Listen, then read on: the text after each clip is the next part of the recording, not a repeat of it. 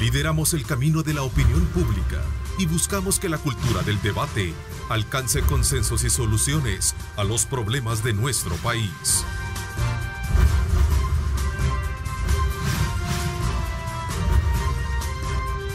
Diálogo con Ernesto López.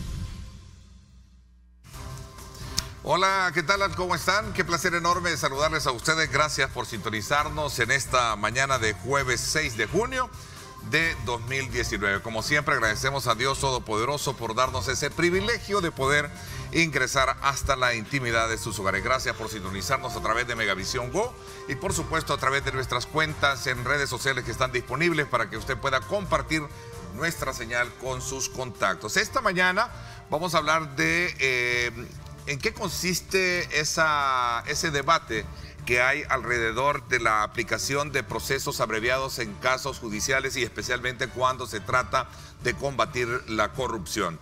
Esta mañana me acompaña acá en nuestros estudios la directora nacional de la Oficina de las Naciones Unidas contra la Droga y el Delito, la licenciada Mónica Mendoza, a quien le doy la más cordial bienvenida. Gracias por acompañarnos, Mónica. Muchísimas gracias por esta invitación. También nos acompaña el ex jefe fiscal antinarcóticos y crimen organizado de Chile, el licenciado Héctor Barros. Gracias por acompañarnos. Muy buenos días. También Jairo Acosta de Colombia, él es fiscal experto en corrupción y procesos abreviados. Gracias por acompañarnos también. Un placer que estés con ustedes. A ver, cuéntenos un poco y quizás para poner en perspectiva en un inicio este importante tema, me gustaría que hiciéramos una valoración en un principio de esta figura que se ha convertido precisamente a raíz de en nuestro país estarse atacando frontalmente el tema de la corrupción. ¿Cuáles son los beneficios, cuáles son los pros y cuáles son los contras que tiene un proceso abreviado cuando se trata de ver los alcances en un proceso? A ver. Bueno, nosotros estamos aportando a la discusión nacional, Ernesto, a raíz de nuestro trabajo hace 3 años con el sector justicia a través de un proyecto localizado en El Salvador.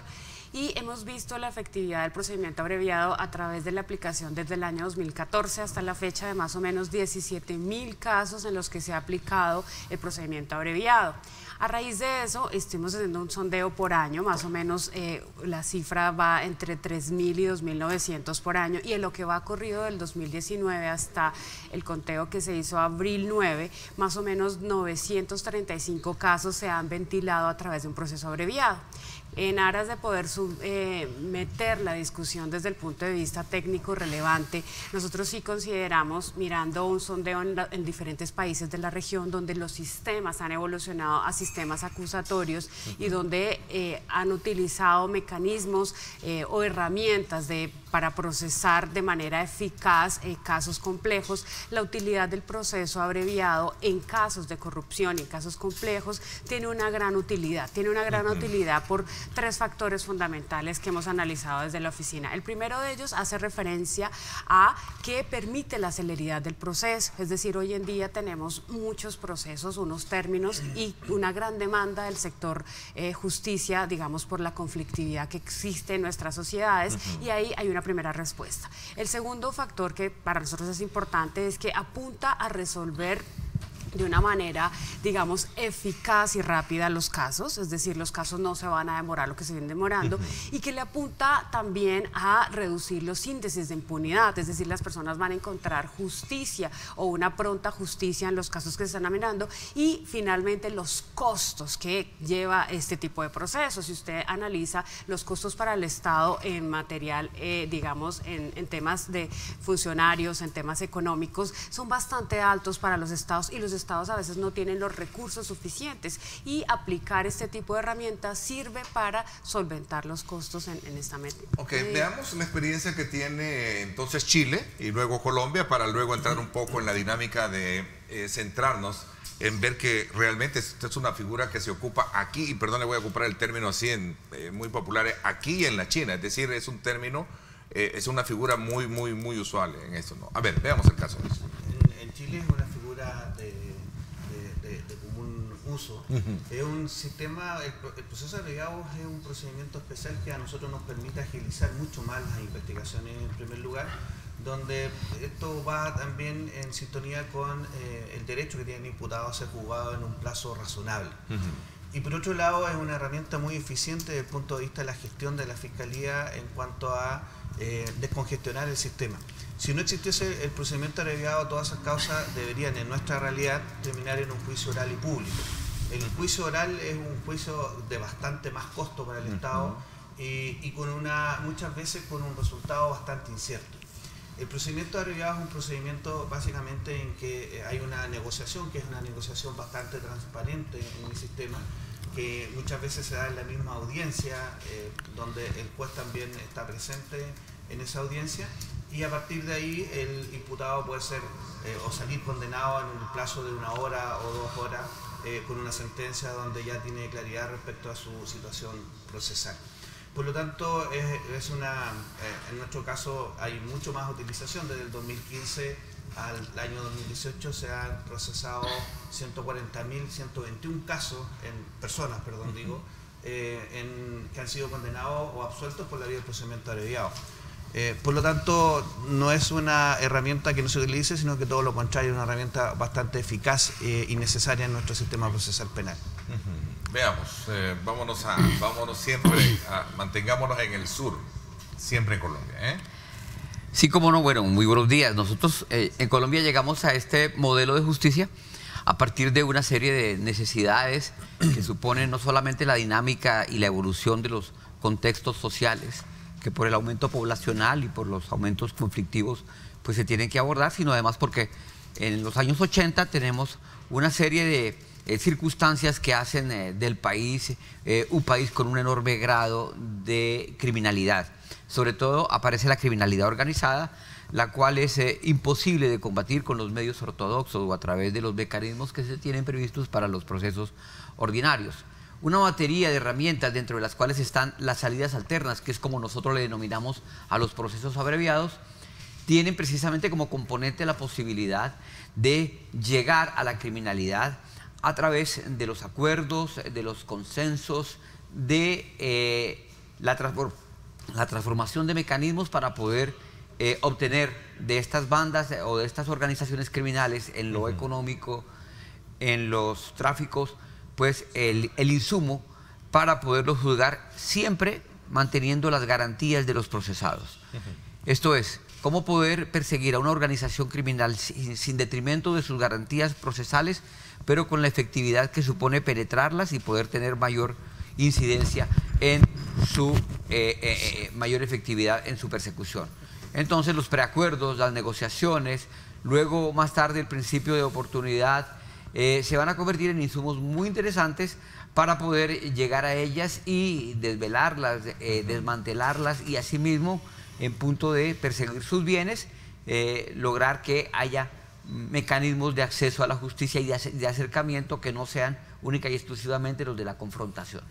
Estos procesos abreviados en algún momento en el país, a raíz de toda esta serie de investigaciones que se ha hecho dentro de la administración pública, ha llevado en algún momento a ciertos sectores a verlo como una especie de herramienta que perjudica un poco quizás el anhelo o el exacerbo de ver justicia verdaderamente por los delitos que se cometen. Es decir, da facultad para en algún momento malinterpretar y ese es el punto que en algún momento no logra comprenderse en esto. A ver. Yo creo que lo que menciona es cierto. Yo creo que ahí es donde hay un análisis que hay que hacer de cada caso en particular. No podemos, digamos, relativizar una figura como el procedimiento abreviado en los casos. Los casos que se están discutiendo últimamente tuvieron ocurrencia hace muchos años, Ernesto. Y si usted se pone a mirar, el fenómeno de la prescripción comenzó a llegar a muchos de los casos. Hay delitos que ocurrieron en torno a estos actos de corrupción que prescribieron porque no hubo una respuesta estatal o no hubo una investigación enfocada en su momento, en el momento específico después de la ocurrencia del hecho. Entonces yo creo que sí es importante, más allá de generalizar frente al procedimiento abreviado y las ventajas que tiene en su aplicación, analizar cada caso en particular. Y yo creo que a veces, es muy, digamos, difícil pensar que después de que ocurren los hechos y cuando las organizaciones criminales han capturado al Estado, usted va a encontrar la evidencia después de determinado tiempo, usted va a encontrar los bienes que han sido robados o que han sido saqueados. Entonces, yo creo que el análisis que se debe hacer es con una estrategia pensando en cuál es la mejor solución para los casos complejos que se están enfrentando. Actualmente, una de las metas que se tiene y una de las ventajas que ha tenido los casos acá es que se han podido iniciar acciones de extinción de dominio, es decir, no solamente van a perseguirse a las personas, sino también que se están persiguiendo los bienes. En muchísimos de los casos de corrupción a nivel del mundo y en cualquier otro delito, las personas siempre esperarían que resarcir el derecho o resarcir los daños el 100%, y en la totalidad de los casos casi nunca se logra. Digamos, cuando el delito ha generado algún perjuicio dentro de un bien jurídico y en caso de corrupción al bien público en detrimento, digamos, del presupuesto público, es muy difícil recuperar todos los activos, es muy difícil lograr, pero este tipo de herramientas puede ser eficaz. Ahora, lo que nosotros también queremos decir y aportar la discusión técnica relevante en la materia, no es decir que siempre tenemos que aplicar el proceso abreviado. Cada estrategia del equipo fiscal y digamos, de los casos va a plantear si es necesario aplicar esta herramienta o cualquier otro tipo de herramienta que pueda ser útil para que la justicia logre la efectividad, se persigan los responsables, se recuperen los activos y que la sociedad entienda qué pasó en un caso de corrupción y cuál fue la respuesta del aparato estatal en ese sentido. A ver, en algún momento lo que se busca es hacer justicia. Bueno, creo que es el punto medular de todo, hacer justicia, que el Estado, en el caso muy en particular, en el combate a la corrupción, logre de alguna manera recuperar lo que realmente está sobre la mesa de discusión. ¿Cuál es el componente que en algún momento, a criterio de ustedes, puede darse cuando no se logran estos objetivos? Es decir, ya nos lo explica bien en este caso Mónica. Es un proceso que debe de examinarse en qué contexto, en qué términos de tiempo, ¿no? Esto debe de aplicarse. Sí. Bueno, la realidad nuestra en cuanto a la aplicación del procedimiento abreviado es diversa en cierta medida a la que tienen ustedes.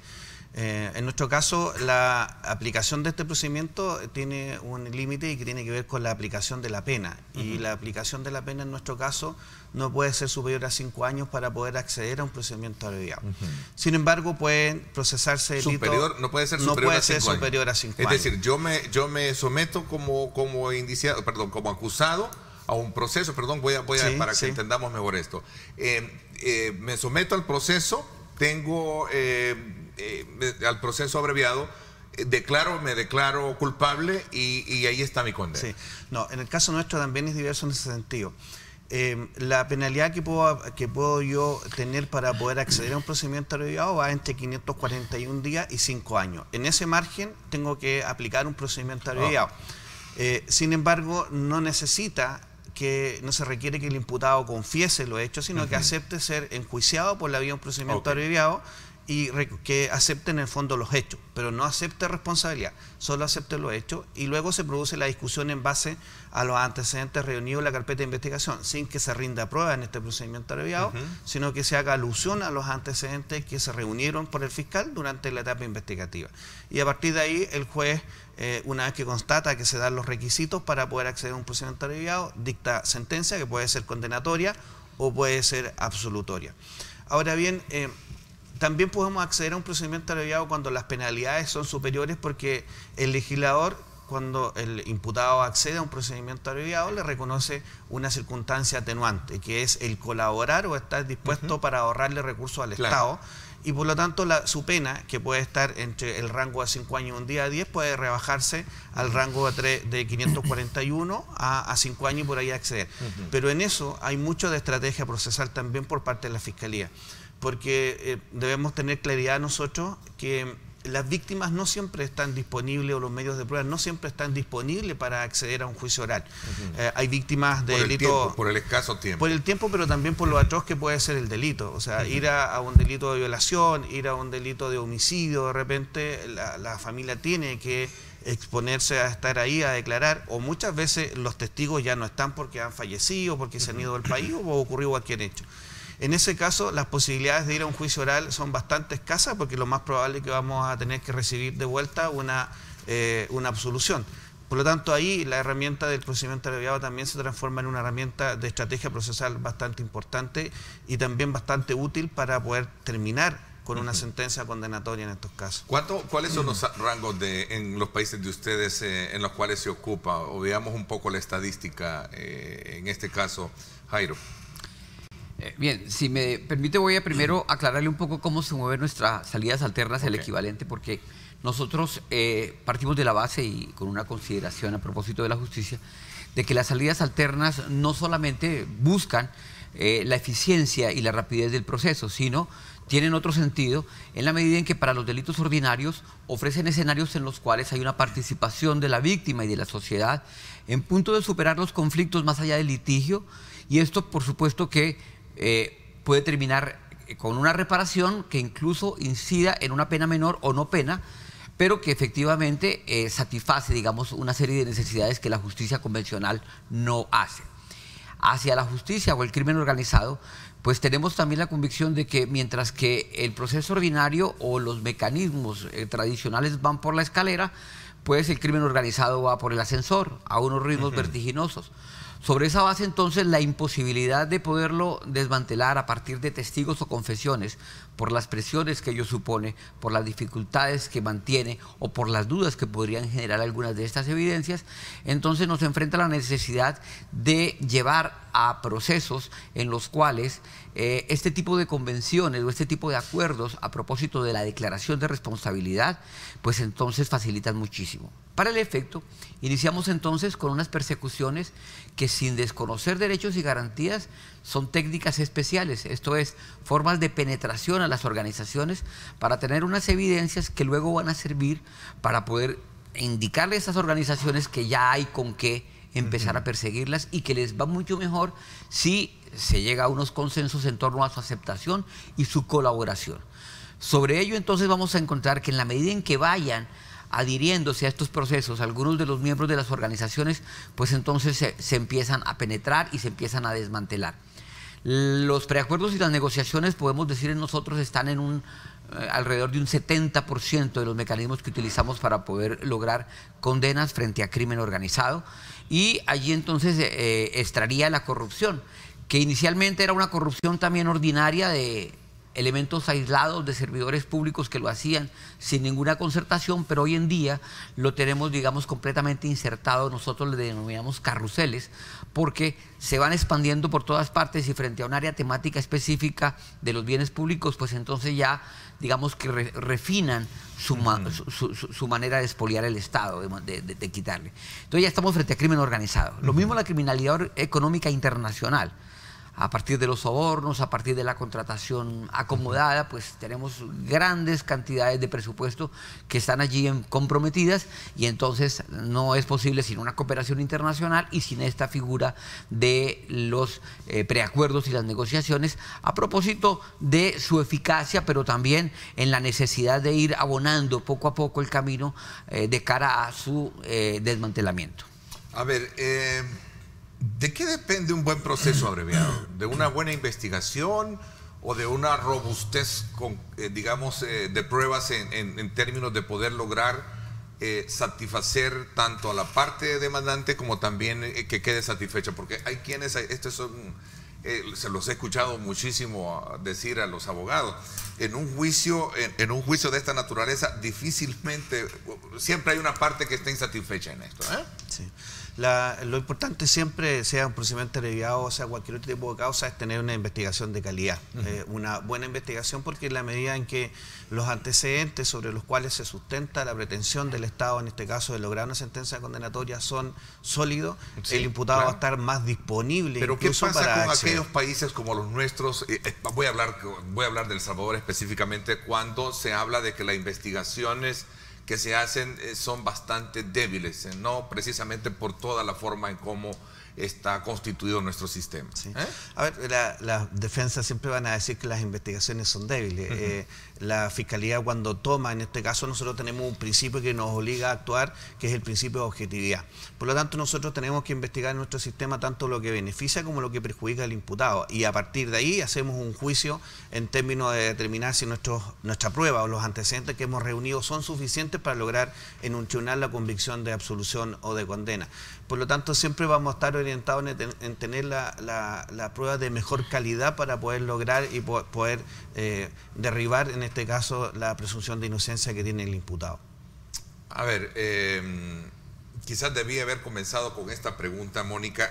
¿Qué los motivó a ustedes a entrar digamos, colocar este tema acá en la discusión nuestra? Al principio me decían, bueno, queremos contribuir, pero algo hay. Y ya les voy a decir, porque acá, a raíz de estos casos de escándalos de corrupción, en la Asamblea Legislativa, por cierto, Marcela Villatoro, la diputada del Partido Arena, colocó una pieza de correspondencia con reformas al Código Procesal Penal, donde pedía que no se aplicase este procedimiento abreviado en los casos de delitos relativos a la administración pública, es decir, a la corrupción pública.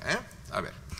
Yo creo que esa es parte del ejercicio. Cuando comenzamos en el trabajo con los fiscales, con los jueces, con los procuradores, vimos la necesidad de traer expertos internacionales, mirar el proceso abreviado más allá de El Salvador, más allá de los casos de corrupción. Claro, el enfoque ahorita está, digamos, por el tema de agenda pública, sí, en el tema de corrupción, pero queremos hacer la mirada desde la sociedad, desde la academia. Ayer en el foro llegaron casi 480 personas de todos los sectores, academia, estudiantes, sociedad civil, estuvieron los diputados, estuvo el Cuerpo Diplomático Internacional. O sea, lo que queríamos nosotros es sumarnos a la discusión, pero con elementos técnicos. Mire, Ernesto, es imposible que nosotros podamos eliminar o nosotros decimos a veces satanizar una figura como el procedimiento abreviado por un caso específico. Si usted mira las estadísticas, ustedes han tenido un resuelve de 17.000 casos que han encontrado solución dentro de la Fiscalía,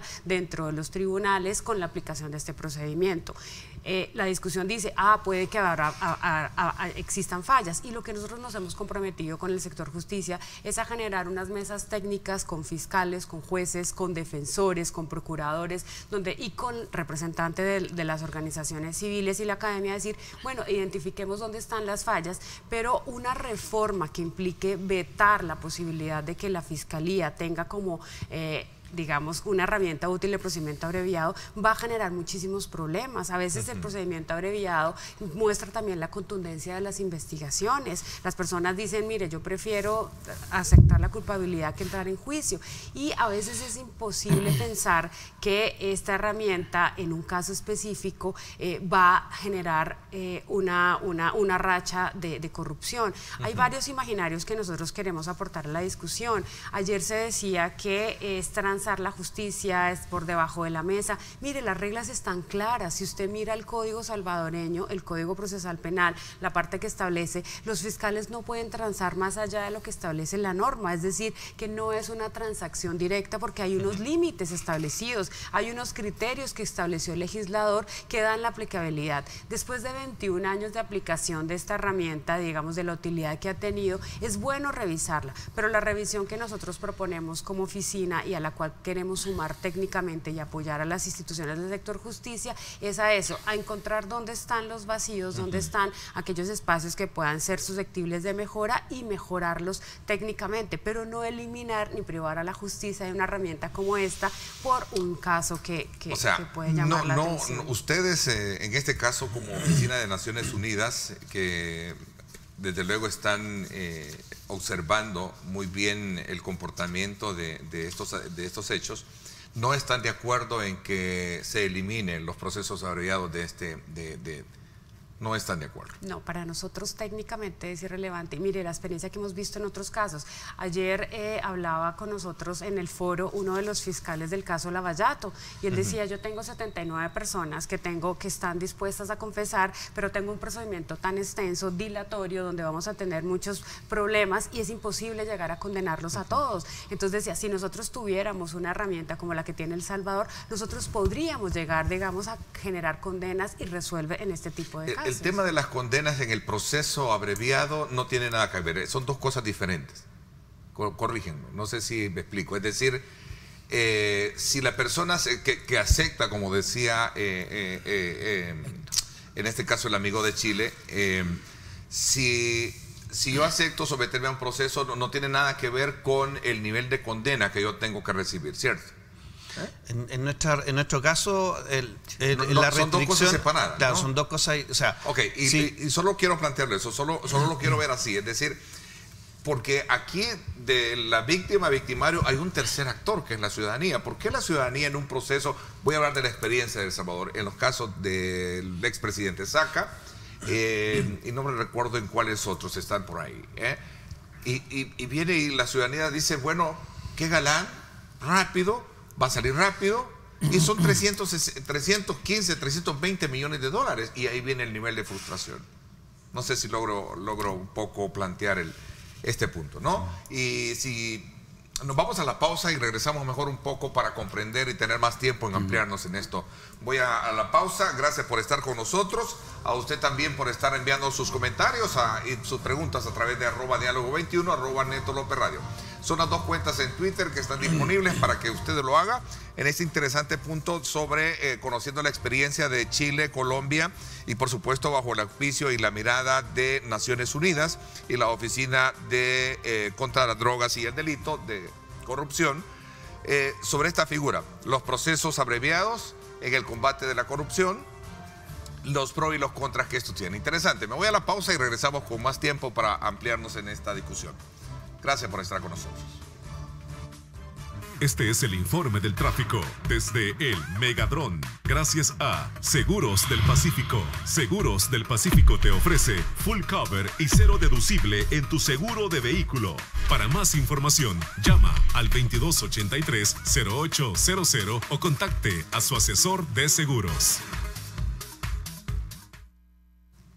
Bueno, vámonos entonces ahora hasta el sector de la Universidad de El Salvador, muy cerquitita de la Facultad de Odontología, si no me equivoco. Sí, ¿verdad? La Facultad de Odontología de mi alma mater. Ahí está el tráfico. El tráfico que conecta con, sería el Boulevard Los Héroes. El semáforo es el que detiene un poco la circulación de vehículos, viniendo también desde el sector de la 29. Ahí lo vemos. Ahora sí, vamos entonces también sobrevolando lo que sería siempre el Boulevard Los Héroes, para que usted tome en consideración cómo está el tráfico o la circulación de vehículos a esta hora de la mañana.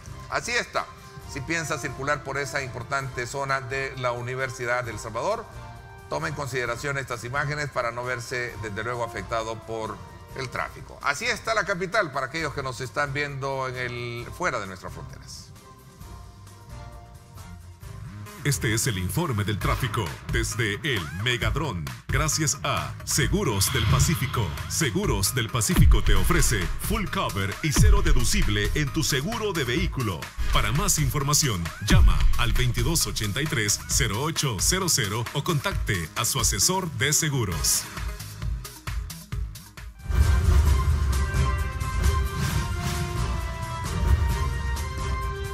Diálogo con Ernesto López.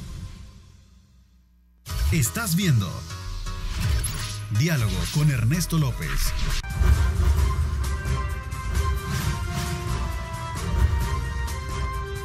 Diálogo con Ernesto López. Forma parte de Innovation Week, el evento más importante de innovación que conecta a la industria salvadoreña con las últimas tendencias a nivel mundial. Entra en la industria 4.0 del 1 al 5 de julio. Hotel Crown Plaza, San Salvador. Bueno, aprovecho también para invitarles a ustedes a que forme parte de Innovation Week, el evento más importante de innovación que conecta a la industria salvadoreña con las últimas tendencias a nivel mundial. Continuamos en nuestra conversación con nuestros especialistas en el área de procesos abreviados y combate a la corrupción. Planteaba un elemento muy importante teniendo como referencia la experiencia de los casos de corrupción donde se ha visto inmiscuida precisamente la figura de los expresidentes en nuestro país. Particularmente en el caso del expresidente Saca, un proceso abreviado que lo lleva a él a declararse culpable, ¿no? A correr en el tiempo, la reducción de penas. Pero yo hablaba de que entre víctimas, entre la parte acusadora y el acusado, hay un tercer actor que es la ciudadanía, ¿no? Y la ciudadanía en algún momento no queda muy bien satisfecha cuando se genera este tipo de situaciones. Cuéntenme un poco esa experiencia que nosotros tenemos y cómo podemos digerirla más aún cuando a la intención de la diputada Marcela Villatoro viene y dice eso es malo, no debe de aplicarse porque eso de alguna manera no deja satisfechos especialmente a la población. Sí. En nuestro caso se aplica el procedimiento abreviado y se ha aplicado en casos de corrupción, incluso en casos de connotación nacional. El tema nuestro, si la pena está en el nivel que nosotros necesitamos para un procedimiento abreviado, se aplica. La norma es súper clara y nosotros la vamos a aplicar cada vez que estemos en el rango de pena que yo había señalado. Ahora, el tema del descontento en nuestro caso tiene que ver con la penalidad que tienen asignados los delitos muchas veces y que encuentran que esos delitos tienen penas bajas, pero ese rango de pena nos permite salir por la vía de un procedimiento abreviado. Ahora, lo importante, y yéndonos más allá de los casos de corrupción, yo creo que lo importante es que la ciudadanía se informe respecto a cómo funcionan los procedimientos abreviados y en segundo lugar que la Fiscalía tiene que hacer un trabajo con las víctimas y explicarles muchas veces por qué se está saliendo por la vía de un procedimiento abreviado y por qué en otros casos no. Y eso en nuestro caso lo hacemos en la misma audiencia en que van las víctimas y presencian en el fondo cómo se produce el debate en la misma audiencia. Por ello es relevante la información a la ciudadanía, pero también un llamado a que la ciudadanía se informe de cómo funcionan las instituciones dentro del sistema procesal penal. Yo tengo un dato acá y creo que va en consonancia y voy a detenerme un poquito en Chile y luego regreso a Colombia. Si este es un buen mensaje, ¿cómo contribuye a creer que el proceso abreviado es una herramienta que contribuye a combatir la corrupción o en algún momento a dejarnos ese sabor? Por ejemplo, este dato, la corrupción en Chile, que lo sacamos, por cierto, de el periódico La Tercera, que es un periódico muy importante en Chile. Dice, el 79% de la población considera a los organismos públicos como corruptos o muy corruptos, hablando de esta figura. ¿Cómo detiene o para esa percepción dentro de la...? Esa es la percepción, la realidad muchas veces no va de la misma mano.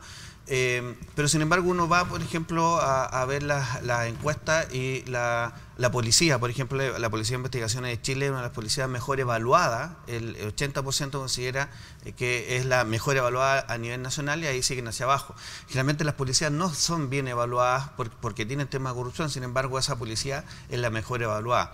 Antiguamente era Carabinero la policía mejor evaluada, por ejemplo, en estas encuestas, sin embargo han tenido algunos temas que están en investigación y eso los ha hecho decaer. Pero la percepción siempre va a ser bastante más negativa muchas veces de la realidad, porque la percepción va de la mano con lo que informan los medios de comunicación, con lo que la gente comenta, pero que muchas veces cuando uno analiza las investigaciones concretas de estos casos, la realidad es bastante diferente a veces de lo que se informa. A ver, veamos el caso bajo ese enfoque mismo con el tema en Colombia. Muy bien. Generalmente la comunidad, la sociedad percibe que la criminalidad y sobre todo la corrupción crece sin que haya respuestas efectivas. Hay unas expectativas que tienen que ver con una cultura en la cual entre más altas sean las penas, más el mensaje de firmeza de los estados y de la respuesta precisamente sancionatoria, pues entonces tendría que disminuir la criminalidad, disminuir la corrupción. Esto lleva a que muchas veces se hagan propuestas sin ninguna base de política criminal y estudios previos que terminan siendo populistas, que terminan siendo de alguna manera efectivas en punto de ofrecer que aumentando penas o reduciendo mecanismos de persecución como estos, pues se va a obtener una mejor respuesta. Y sucede todo lo contrario. Las dinámicas del crimen organizado, y en este caso de la corrupción, no pueden ser perseguidas a través de mecanismos convencionales, y creo que hay suficiente demostración de que las penas, aumentándose o no, no van a terminar siendo efectivas para que lo disuadan a quienes ejecutan estos delitos. Al crimen organizado hay que perseguirlo en todas sus estructuras, sobre todo frente a sus bienes, sobre todo frente a su modus operandi y sobre todo frente a su desestructuración. Hay que quebrarlo. Y entonces, en ese sentido, hay que también ofrecer algún tipo de paliativos. En este caso, en Colombia tenemos entonces los preacuerdos, las negociaciones e incluso el principio de oportunidad, que lleva a quien ha contribuido eficazmente a poder desmantelar, descubrir una banda o una organización, a no ser objeto de una consecuencia punitiva, esto es, a quedar inmune dentro del proceso. Esto porque es el único mecanismo a través del cual se puede llegar. Nada hacemos nosotros ofreciendo penas muy altas, ningún tipo de beneficio, reduccionismo en punto de este tipo de posibilidades para poder pretender acabar con la corrupción o disminuir sus índices, cuando esto no es efectivo. El Estado no es capaz, no puede hacerlo. Entre otras cosas porque la criminalidad encumbrada, muchas veces con algunos fueros constitucionales o legales, pues va a ser de más difícil acceso, va a ser de muchísima más complejidad como para poder pretender que a través de 2 o 3 testigos a quienes fácilmente se puede amilanar, lograr su condena.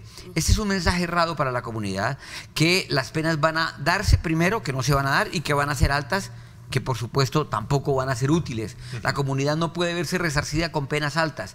Tiene que verse resarcida con el descubrimiento de los bienes, con el desmantelamiento de las organizaciones, con el escarnio público que sufren aquellos funcionarios que, precisamente estando en una posición privilegiada, se han aprovechado de los bienes que no le corresponden. Pero ahí es donde está el elemento al que yo quiero de alguna manera llegar. La población misma no percibe que el Estado, en el caso de la experiencia, hablo de la experiencia de El Salvador, realmente se logre recuperar lo que está digamos, ventilándose en el proceso. Les voy a poner el caso de esta información, y no me gusta, insisto, no me gusta hacer de leña del árbol caído, ¿no? El caso del ex juez confiesa soborno, ¿ok? Ex juez confiesa soborno para reducir su condena en prisión, ¿eh? Entonces, de alguna manera, y se decía pues que, por ejemplo, en el caso de la Fiscalía, o ayer en una consulta que se hacía en el foro que ustedes desarrollaron como Naciones Unidas, solo la Fiscalía General de la República en nuestro país dice que en 5 años más de 17.000 casos penales se han resuelto a través de procesos abreviados. ¿Cuánto de eso, la pregunta que se hace a la ciudadanía es, cuánto de eso realmente ha beneficiado al Estado recuperando de lo que se ha perdido? Pero ahí, Ernesto, y para sumar un poco la discusión, es creer que la única respuesta contra la corrupción es la pena. Y yo creo que ahí estamos equivocados. Pensar que solamente vamos a combatir la corrupción poniendo penas altas es un equívoco, porque los recursos se los siguen llevando. Entonces hay que ir hacia los otros esquemas, los esquemas de prevención y control. Y es que realmente usted puede subir las penas. Digamos que mañana, a partir de esto, usted va a tener penas de 40 años de prisión por alguien que, digamos, se apropie el recurso público, lo malverse o enriquezca a otra persona. Pero ¿qué va a pasar al final del tiempo si la persona hace un cálculo y dice, ¿sabe qué? Yo prefiero pagar la condena, yo prefiero esto, pero me quedo con el recurso?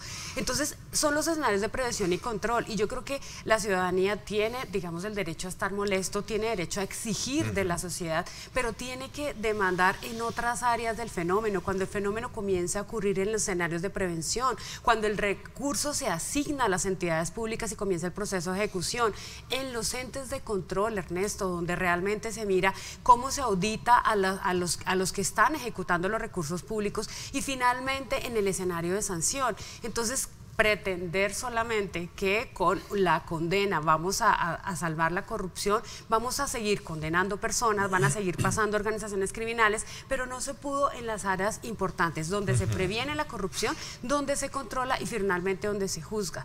Mire, la gente piensa, es que esta persona aceptó soborno, pero es una persona menos que no está dando justicia. Cuando una persona es condenada y se quita del cargo de juez, esa persona ya no va a poder seguir vendiendo justicia en ese tribunal. Es decir, todas las personas que fueron víctimas en ese caso ya no van a tener que lidiar con un juez que terminó vendiendo la justicia. Claro, Benel resuelve para este tema, pero ese tribunal ya tiene la línea que las personas que iban a ese tribunal, que no confiaban a decir, hoy la justicia ya condenó a esa persona, ese juez ya no está tomando decisiones, hay la posibilidad de que en mi caso, los casos que se están ventilando en ese tribunal, están haciendo. Pero también hay que mirar qué está haciendo, digamos, esa institución para que ese jueces como el que se acaba de condenar no vuelvan a llegar a ese cargo, es decir, que se frene con la cadena de la corrupción, que se rompa, como era el lema hace unos años de nuestra oficina. De nada sirve tener a todas las personas condenadas si la persona que lleva nuevamente a ese tribunal o que llega nuevamente a esa institución sigue cometiendo actos de terror. Entonces, la respuesta desde el punto de vista de nosotros no puede ser únicamente punitiva. Ahora bien, hay que mirar los tipos penales en materia de corrupción. En muchas de las legislaciones no tienen las penas más altas. Si usted mira, digamos, la política criminal de los estados en América Latina, en los últimos años se ha enfocado a subir las penas de delitos como el homicidio, los delitos contra los menores, contra actos sexuales, digamos, o contra la libertad y el pudor sexual. Entonces yo creo que la discusión va más allá de solamente subir las penas, de mirar, sino mirar cómo podemos frenar que ese acto de corrupción vuelva a ocurrir y que la sociedad realmente no vuelva a ser víctima de ese funcionario corrupto o de esa persona que está desviando su función. En este caso los fiscales también no pueden, digamos, tomarlo como una corona de triunfo frente a un proceso que ellos tenían que decir, bueno, lo logramos, ¿verdad? Logramos condena, porque creo que de los fiscales y de cualquier abogado es, ¿no?, lograr ese cometido, ¿cierto? A ver, la verdad que uno siempre, las evaluaciones que hace de su caso es una evaluación bastante técnica, solo que tiene estas repercusiones que están asociadas a las consecuencias de las decisiones que adoptan los fiscales. Pero en estricto rigor siempre la decisión, al menos en nuestra realidad, es que se hace en atención a ver el mérito de los antecedentes que se han reunido durante la investigación, la proyección que tengo de llegar a una condena y lograr la mejor condena posible. Y en base a eso tomo las decisiones. Yo siempre digo en nuestro país, y le digo a las policías, yo no conozco ningún fiscal que no quiera perseguir penalmente un hecho delictivo, sino que siempre vamos a tratar de lograr lo máximo que podemos dentro de nuestras posibilidades. Héctor, ¿no es conveniente para un país como el nuestro eliminar esta figura dentro del proceso?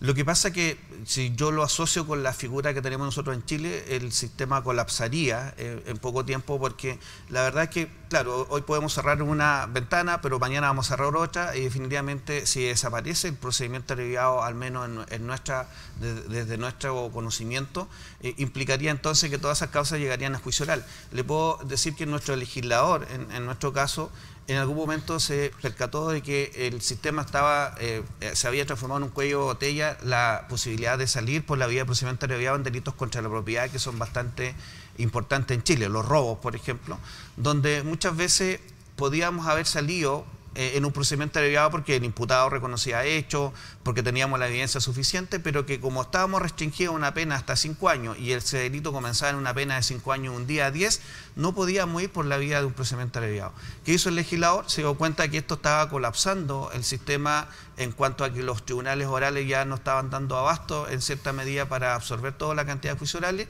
y nos hizo una reforma hace un par de años atrás donde nos abrió la posibilidad de llegar en juicios en delitos como de robo hasta aplicar el procedimiento abreviado hasta una pena de 10 años. Y eso eliminó un cuello de botella que se estaba formando ahí, alivió más los tribunales de juicio oral y lo penal, y estos se pueden dedicar a conocer también las causas que son de mucha más gravedad, en mucha más relevancia, donde haya una refriega de contraposición entre defensa y fiscalía bastante más importante y valiosa para que 3 jueces orales se dediquen a conocerlo.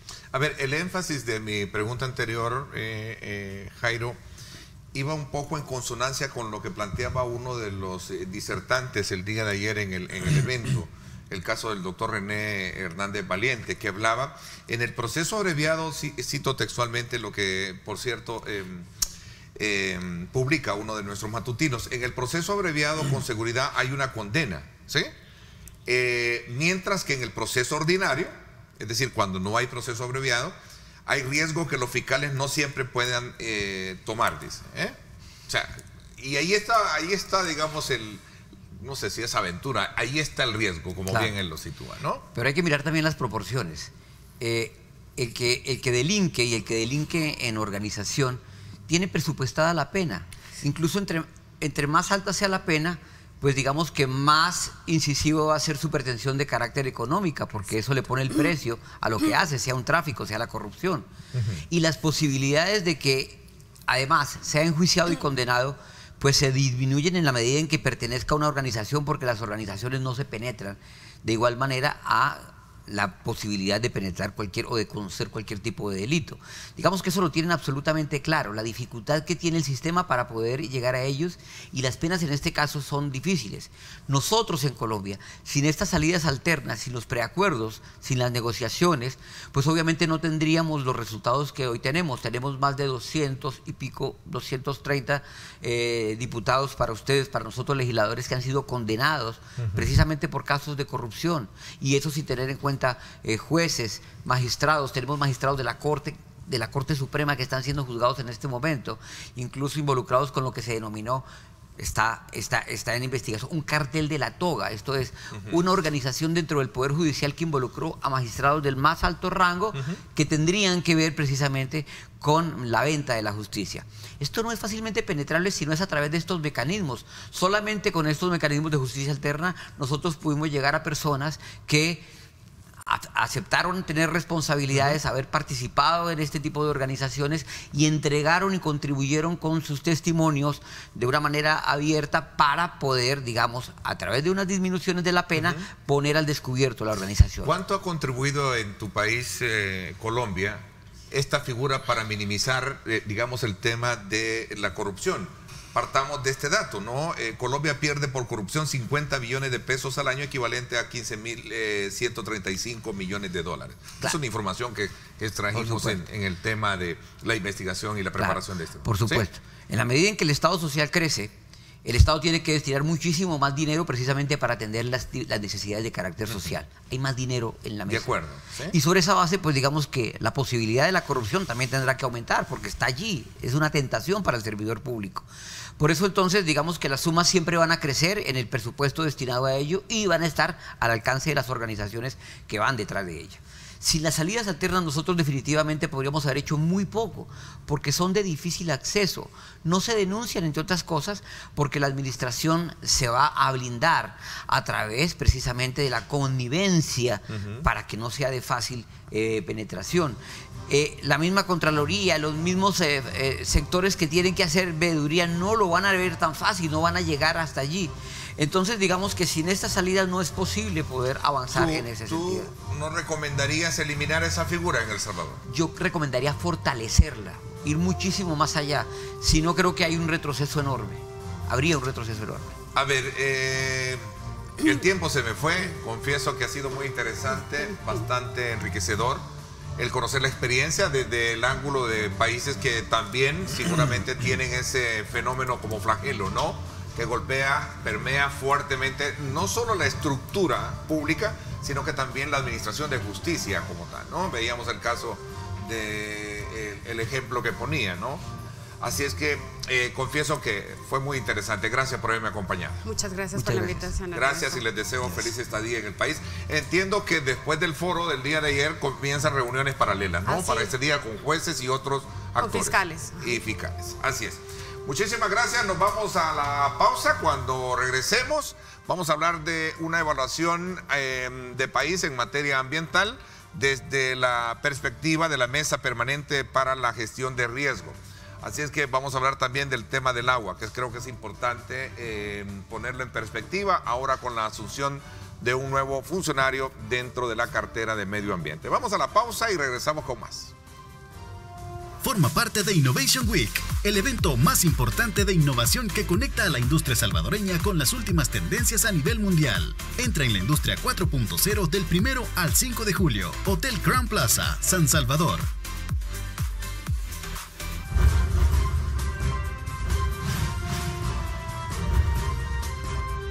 Diálogo con Ernesto López. Estás viendo Diálogo con Ernesto López.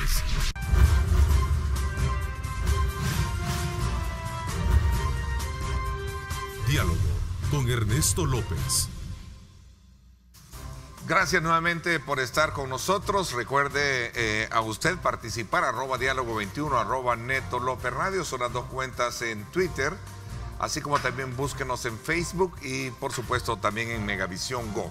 Ahí está nuestra señal para que a través de su teléfono móvil pueda tenerla de primera mano y pueda compartirla con sus contactos. Si usted viaja donde sea, pues usted pueda tener de primera mano nuestra señal. Hoy nos acompañan acá los amigos de la Mesa de Permanente para la Gestión de Riesgo, Rubén Quintanilla, él es representante de esta organización. Gracias por acompañarnos, Rubén. Gracias, Neto. Un gusto estar aquí con ustedes. También Gil Pintín, representante también de la Mesa. Gracias por acompañarnos, Gil. Gracias, Ernesto. Un gusto poder compartir esta mañana con la teleaudiencia de Canal 21. Qué bueno, examinar un poco el tema en el contexto de la asunción de un nuevo gobierno, una nueva autoridad dentro de medio ambiente, dentro de protección civil, como lo hablábamos también extra cámara. ¿Cuáles son las expectativas que ustedes tienen como mesa que aglutina una serie, un foro de organizaciones que están desde luego velando por el medio ambiente y por supuesto también el impacto en la gestión de riesgos? Sí, somos la Mesa Permanente para la Gestión de Riesgo en El Salvador, que aglutina a 25 organizaciones de la sociedad civil. Y en efecto, uno de los temas por los cuales venimos abanderando y trabajando es el tema de gestión integral de riesgo. Un tema que muchas veces pasa desapercibido por las autoridades y viendo de que vivimos en un país multiamenazas. Recientemente hemos conocido de que ya contamos con el nuevo referente de protección civil, y lo que la mesa espera es establecer esos lazos, esa estrecha relación con las organizaciones de la sociedad civil para articular los esfuerzos. Creemos de que como espacio pues somos una masa importante de la sociedad civil que podemos aunar esfuerzos de cara a trabajar más en la prevención. Hemos tenido un ministro, el referente pasado, con quien establecimos muy buenas relaciones al final, dado que se logró oficializar una política de gestión integral de riesgo donde también la Mesa Permanente aportó insumos a este esfuerzo de cara a apostarle más a la parte preventiva y no así a la visión reactiva o emergencista que siempre en años anteriores ha estado. Entonces, así es la mesa, ¿verdad? Un espacio que convergemos con una finalidad de trabajar por el medio ambiente, pero sobre todo trabajar en el tema preventivo para salvar vidas. Y sobre todo cuando se trata de evaluar, ver ese diagnóstico, tener a la mano ese diagnóstico de medio ambiente y ver el impacto que esto tiene a la hora de establecer, digamos, políticas para prevenir los riesgos. Vamos a ver, también, Rubén. Sí, yo creo de que, aunado a lo que dice Gil, debemos tener claro de que como mesa nosotros venimos ya trabajando desde hace años, principalmente en la parte de la prevención del riesgo, porque a partir del nuevo, digamos, del marco de Sendai, que engloba cómo enfrentar los riesgos, se ha cambiado la nueva visión. Ya no es enfrentar el desastre, sino cómo enfrentamos el riesgo. El riesgo a desastre. Entonces, a partir de eso es que cambia directamente cómo debemos nosotros hacer las acciones que debemos desarrollar en ese marco. Porque generalmente nosotros como país nosotros hemos trabajado reactivamente. O sea, se da el desastre y empezamos a ver qué hacemos, cómo lo hacemos, con quién lo hacemos, etc. Pero hoy la nueva visión que se tiene de la gestión integral del riesgo, no del desastre, ¿verdad?, es esto, que tiene como 4 componentes importantes. Uno es, por supuesto, la acción reactiva, o sea, ¿qué hacemos cuando tenemos un desastre? Pero también tenemos que ver la parte prospectiva, o sea, cómo analizamos nosotros ese desastre, esos riesgos antes de que se transformen en desastres. También tenemos la parte prospectiva, la parte reactiva y también algo importante, la gestión integral del riesgo, que nace desde la comunidad. Es decir, ustedes están, como quien dice, bien planteados bien entendidos en la materia. Ahora solo falta actuar, como lo han venido haciendo. Exactamente, porque el riesgo, digamos que está desde la comunidad y ahí se va generando. Entonces, pero todo eso pasa por un análisis, por un diagnóstico de las vulnerabilidades que tiene cada una de las zonas. Nuestro país, como decía Gil, es sumamente amenazas. Sí, somos un país altamente vulnerable. Multiamenazas. Sí. Exactamente, porque aquí tenemos... Y no solo el país, sino que hay estudios que demuestran que toda la región centroamericana es tan vulnerable a riesgos, ¿no? Sí, aquí tenemos nosotros sequías. Sí. Hoy estamos sufriendo el efecto de la sequía del año pasado, con altos costos económicos, altos costos sociales. Llueve 2 o 3 días y esto se transforma en inundaciones, en derrumbes, es otra amenaza. El 30 de mayo nosotros tuvimos un sismo de 6.8, otra amenaza. Tenemos la amenaza de los volcanes. Entonces, este país es multiamenaza, por lo cual nosotros debemos de estar preparados a dar no solo las respuestas, sino cómo preparar a nuestra población para reaccionar a esa respuesta. Y esto pasa, recordando un poco los sucesos que mencionaba, esto pasa, Rubén, por también elevar a una categoría de educación, de formación cultural a los salvadoreños para saber que esto no puede invisibilizarse, saber que vivimos en un país altamente de riesgo, ¿no? A ver, Gil, ¿también? Sí, es correcto. Es por eso es que nosotros sí creemos de que las instituciones deben de transversalizar el tema de gestión integral de riesgo. Cuando hablamos de transversalizar nos referimos a que todos los ministerios vinculados al sistema de protección civil deben de conocer, ¿verdad?, los lineamientos básicos, elementales, que están planteados en la política que recientemente fue presentada y oficializado. Ya Rubén establecía el tema de la visión reactiva, correctiva y prospectiva. Es decir, tiene que ver también con la actualización de mapas de riesgo, tiene que ver con procesos de planificación, es decir, de aquí al futuro, tiene que ver con dar o no dar los permisos en determinada zona, ¿verdad?, porque se pone en peligro la vida. Entonces, sí creemos que es importante que el nuevo gobierno revise esa visión que se ha planteado de cara a darle también poder, digamos, a las comunidades, porque ahí está la visión de primera línea, es decir, las comunidades conocen su comunidad, conocen su entorno y por lo tanto son ellos los que van a reaccionar. Y el Estado con todo el sistema debemos integrarnos para tratar de salvar, por supuesto, vidas. Entonces, así estamos planteando la situación. Ok, vamos a hacer la primera pausa comercial. Dentro de ese, llamémosle, lamentable catálogo de riesgos que tiene el país, ¿cuáles son las amenazas más inmediatas que se deben atender ahora para lo que representa la asunción de nuevas autoridades dentro del Ministerio de Medio Ambiente en primer lugar y también dentro de la Dirección de Protección, dentro de la Dirección de Protección Civil. De Protección Civil, ya se me estaba ahí, ¿verdad? Protección Civil. Voy a hacer una pausa, cuando regresemos hablamos de estos y otros elementos. A usted gracias por estar participando.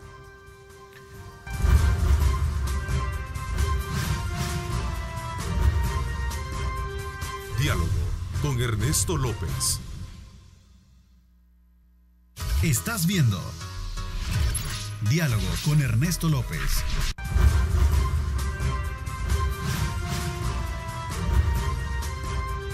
Diálogo con Ernesto López.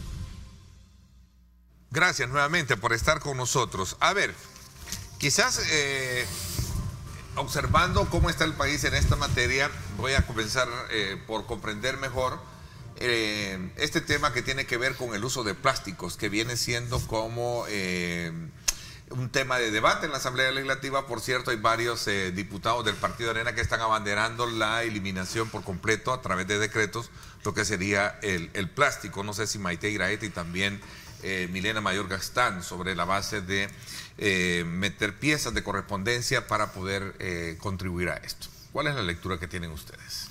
Sí, nosotros creemos de que la iniciativa es muy importante, dado que en nuestro país ya casi no tenemos ríos saludables, digamos. La mayor parte de ríos con los que cuenta nuestro país están altamente contaminados. El plástico es uno de los que más contamina, un contaminante que si lo tirás o debajo de la tierra, por ejemplo, perdura muchos años. Por lo tanto, eso se convierte en un factor altamente contaminante para el suelo. Vemos muy positivo el hecho que se esté pensando en prohibir, pero no solo se trata de prohibir eso, tiene que ver también con una cultura de hábito, digamos, de cuál debe ser nuestra actitud frente a una situación difícil que tenemos, dado que nuestra población, donde quiera, está tirando la basura. Y por lo tanto, creo que esta ley o esta iniciativa debe ir acompañado con otras acciones que tienen que ver con procesos de sensibilización, que tengan que ver con procesos de reconocer, ¿verdad?, que el país ya no necesita más basura, ¿verdad? Podemos ver los ríos, como digo, altamente contaminados, y es producto del hombre, pues, o sea, pero también las empresas, ¿verdad?, creemos de que debe de asumir su responsabilidad, porque son las empresas los que promueven el uso del plástico, deben ir cambiando esa práctica.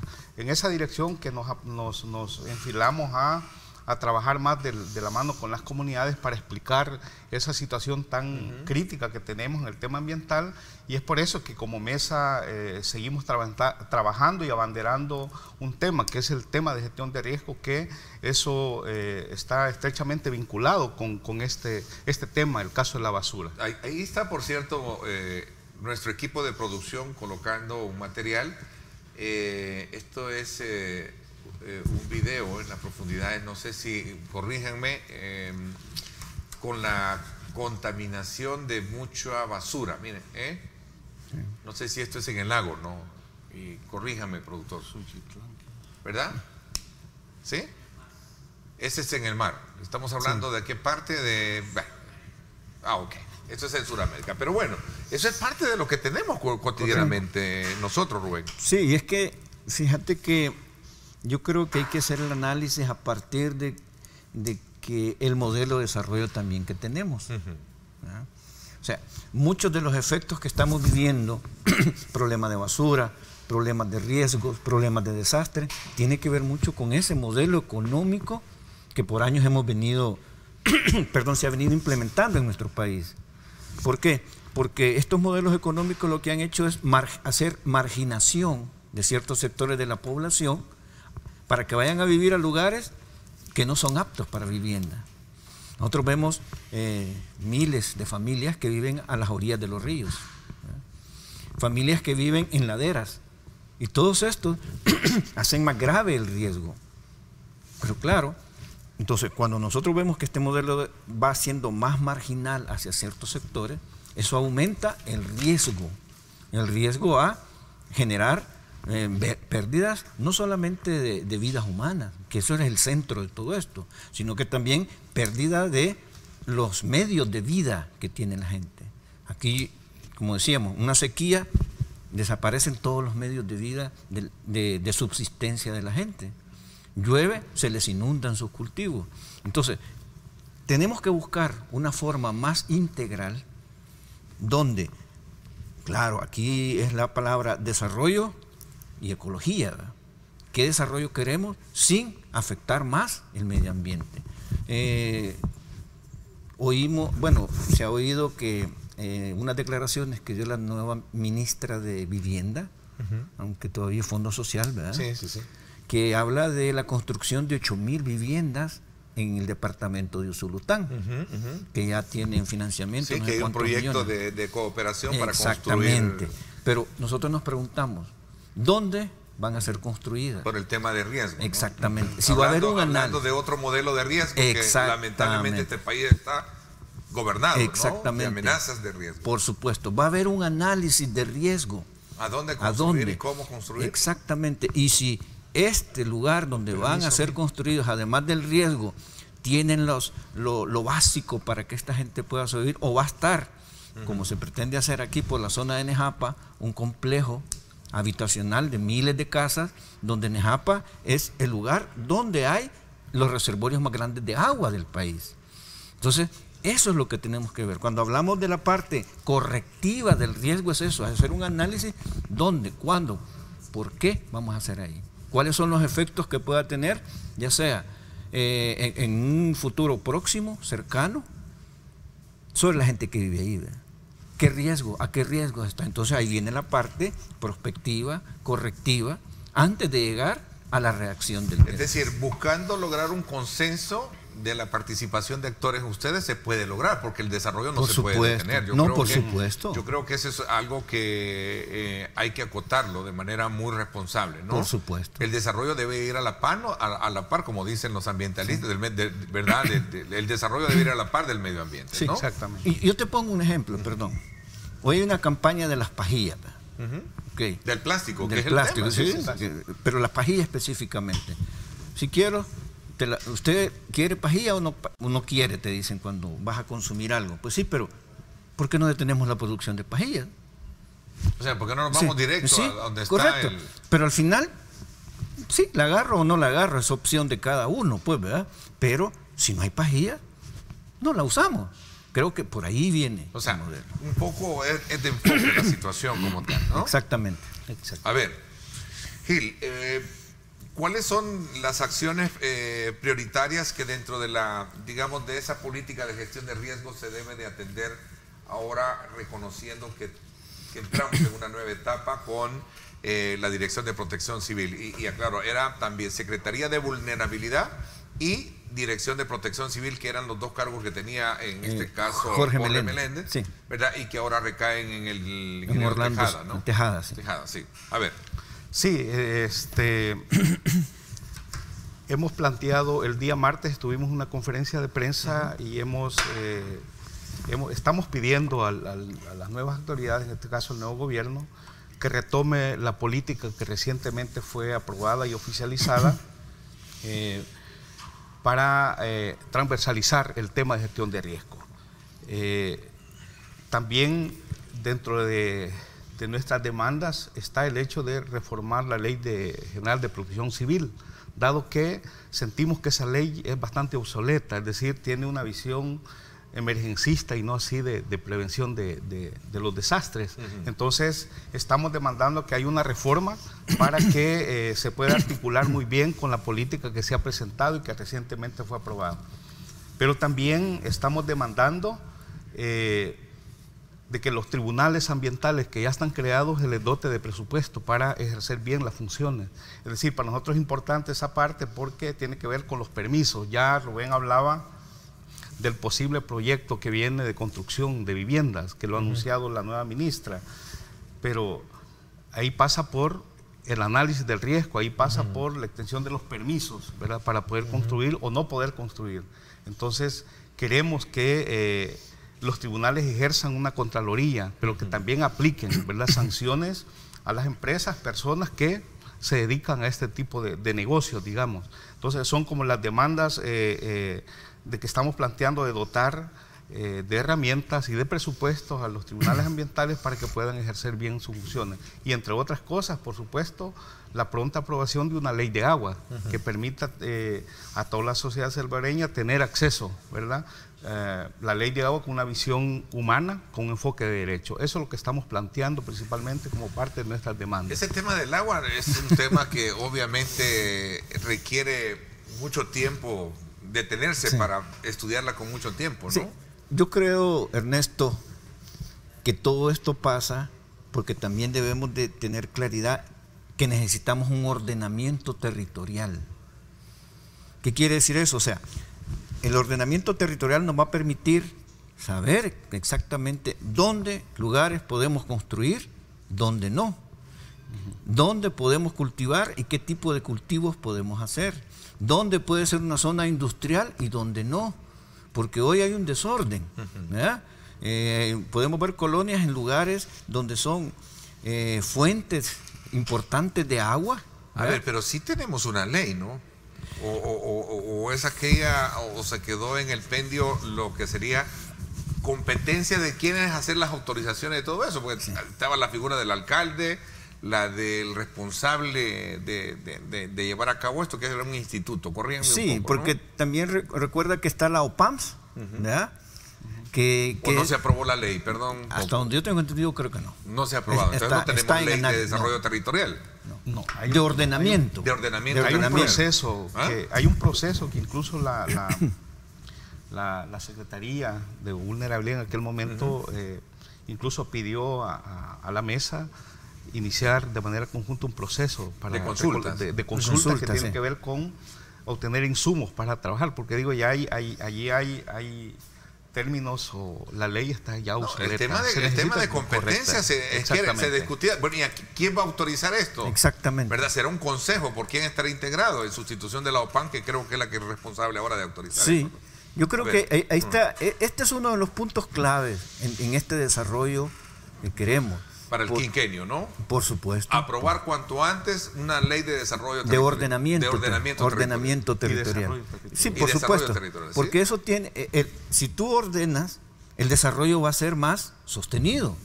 Claro. Pero si hay un desorden, como hemos venido, entonces vamos a seguir teniendo los mismos problemas. Las mismas implicaciones. Tenemos el problema de ciudades como San Salvador, que con una planificación bastante, digamos, obsoleta.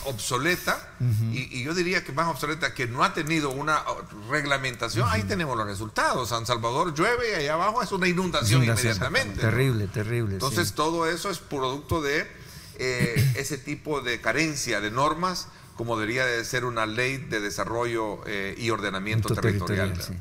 Me parece interesante, pero regresemos al tema del agua, porque quiero abordarlo por el tema de la necesidad que el Estado debe de regular el uso del agua, y sobre todo también la discusión a la que lleva precisamente este bien social, este bien común, cuando por experiencia hemos visto los enfrentamientos que ha generado en la clase política. Vamos a hablar de esto cuando regresemos. Gracias a usted por estar participando. Dice nuestro buen amigo Rafael Mengíbar, dice que este modelo de educación ambiental debe de ser aplicado desde la escuela, desde la niñez, para comprender mejor el fenómeno de cómo el riesgo se puede minimizar. Yo creo que es interesante apuntalar ese elemento. Vamos a la pausa. Gracias por estar con nosotros.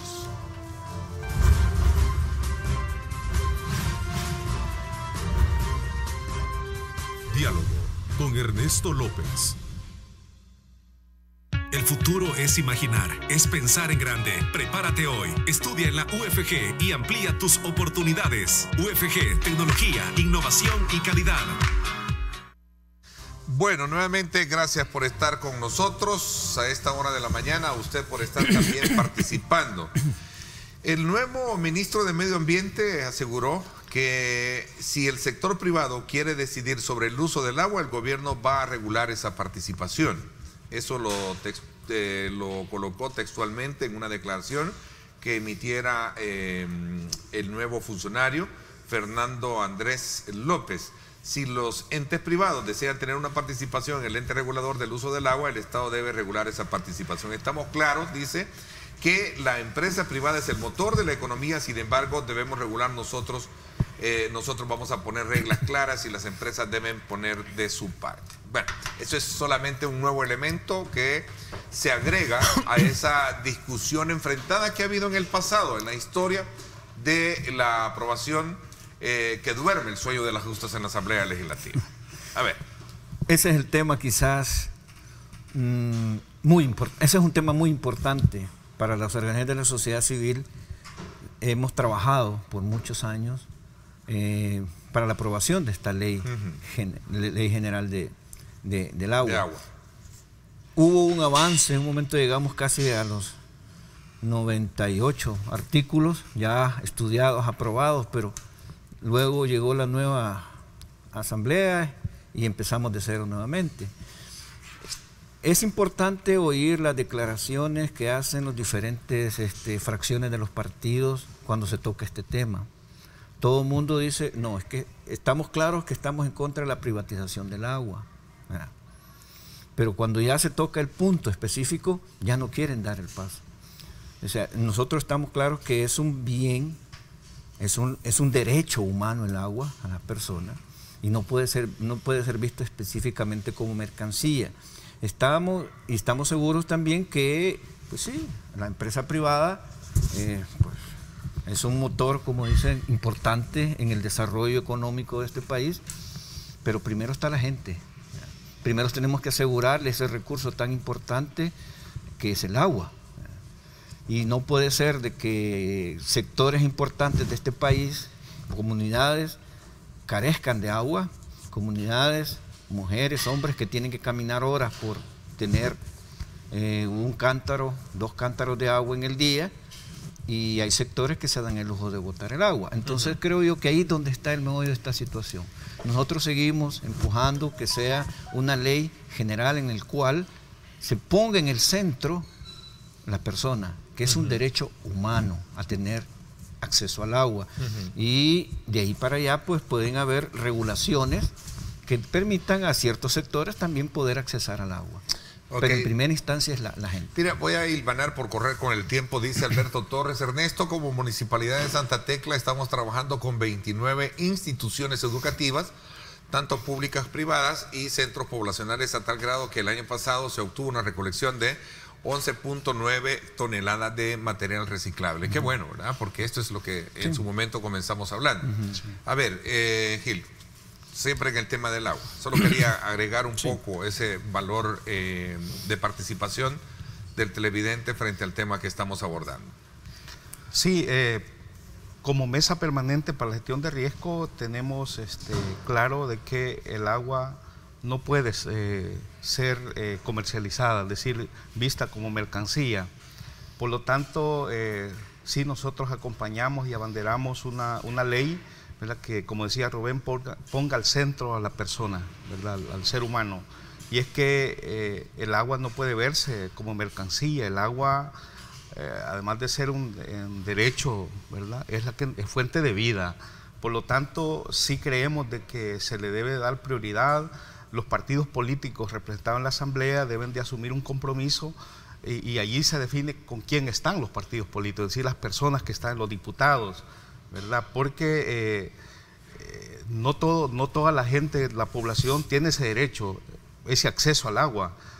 Muchas colonias, por ejemplo, tienen que cerrar las calles para que tengan agua, porque a veces no les cae durante un mes. Entonces sí creemos de que se debe priorizar en agilizar la ley para que nuestro país, nuestra población tenga ese vital líquido que es la que nos va a permitir salir adelante, ¿verdad? Así es que eso es nuestro posicionamiento, agilizar esta ley y que sea aprobada con ese enfoque de derechos para todos y todas. Nosotros sabemos que en la Asamblea Legislativa el tema está casi engavetado, entrampado. ¿Cómo se verá a criterio de ustedes en su momento desentrampar este tema? ¿A quién le corresponde? Porque el tema es el ente regulador y la composición y la presencia de estos actores. Ese fue el punto que llegó a estallido, ¿no? Sí, nosotros creemos de que los partidos, es falta de voluntad política. Los partidos políticos deben de generar ese interés por llevar nuevamente a la discusión y no engavetar esa ley. Pero aquí creo que es importante que el mismo gobierno que recientemente ha tomado posesión, ¿verdad?, ponga, como decimos, las barbas en el remojo. Es decir, si está en función del pueblo, pues debe asumir un compromiso de cara a que los diputados revisen la ley y que se lleve una pronta aprobación. Sí solicitamos a que el nuevo presidente ponga, como digo, sus manos, que exija también, así como está exigiendo en otros campos, ¿verdad? También se solicita pues que intervenga y que esta ley siga el debido proceso de estudio para que finalmente nuestro país cuente con una ley general de agua, digo, con esa visión humanista, con enfoque de derecho. Eso es lo que pedimos. Ustedes también en este contexto de país exigimos al gobierno un compromiso real para aplicar una política nacional de protección civil, ¿verdad? Que es la que hablábamos al inicio, conteniendo el tema de la prevención de riesgo y la mitigación del tema de desastre, ¿verdad? Sí. Porque, como decía, es tan general hablar del tema que muy pocas veces podemos comprender que cuando se presenta un fenómeno de cualquier naturaleza en esta materia, ahí vienen las consecuencias cuando no estamos preparados. Por ejemplo, en el caso de los temblores, ¿no? Que es algo que obviamente ahí está, pero ¿qué tan preparados estamos en ello? Por otro lado, la Asamblea urgente una ley de protección civil, prevención de riesgo y mitigación de desastres. Pues no se cuenta con el enfoque preventivo y prospectivo. Ahí está el punto. Ahí está el punto. Sí, yo creo, Ernesto, que aquí tenemos que buscar cómo estas dos, tanto la política como la ley, caminen por el mismo rumbo. Porque la política aprobada en marzo de este año ya tiene ese componente. O sea, ya es más integral, porque ve el riesgo, no solamente el desastre, mientras que la ley sí está para reaccionar ante un desastre. Entonces, es importante lo que por ahí, lo que tú leías de que alguien mencionó, la parte educativa. Eso es fundamental en el riesgo. O sea, para preparar a la gente tenemos que empezar a entender y que la gente también, tanto maestros, padres de familia, comprendan de que este país es multiamenazas, ¿verdad? Y que el riesgo no solamente por fenómenos naturales es en el día a día. Y nosotros generalmente nos quedamos con la parte del efecto en sí, que es ya cuando se da el fenómeno natural que se transforma en desastre. Yo solo quiero aclarar que no existen, que un fenómeno natural, ¿verdad? Porque la gente habla de desastres naturales, no existen desastres naturales. Lo que son fenómenos naturales, que cuando no se hacen las correcciones preventivas, se transforma en un desastre, ¿verdad? O sea, el fenómeno, aquí han habido temblores por toda la vida, y va a seguir temblando, pero si nosotros no prevenimos, cuando venga un temblor, se va a transformar en desastre, ¿verdad? Lo mismo las lluvias, lo mismo la sequía. Entonces, ahí es donde está la parte prospectiva de cómo enfrentar el riesgo. No el desastre, sino el riesgo. Bueno, el tiempo se me fue. Quiero confesar que me parece que sentirme satisfecho, también nuestro público, porque este es un tema que no debe de dejarse a un lado en una agenda de país. Ustedes mismos lo plantean, el Estado salvadoreño debe de asumir compromisos de país, nacionales como internacionales, para en algún momento estar preparados y afrontar este tipo de situaciones, como también prevenir este tipo de situaciones. Gracias entonces por haberme acompañado. Muchas gracias por la oportunidad que nos dan de poder compartir. Gracias también a ti, Rubén. Gracias a la Mesa Permanente para la Gestión de Riesgo en El Salvador. Gracias a usted por acompañarnos mañana, el análisis político de la semana. Gracias por estar con nosotros. Pásenla bien y, como siempre, recuerden lo más importante: amar a Dios sobre todas las cosas. Lideramos el camino de la opinión pública y buscamos que la cultura del debate alcance consensos y soluciones a los problemas de nuestro país.